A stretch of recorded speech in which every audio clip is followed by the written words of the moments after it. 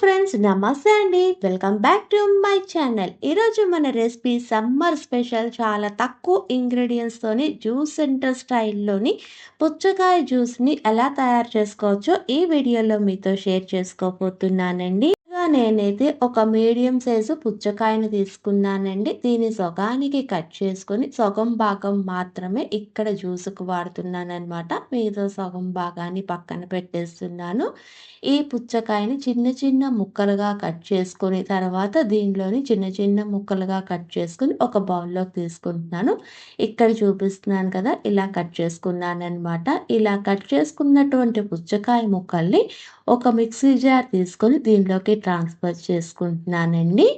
తర్వాత దీనిలోకి కొబ్బరి నీళ్ళు, 1 టీ స్పూన్ పంచదార, 3 ఐస్ పీసెస్.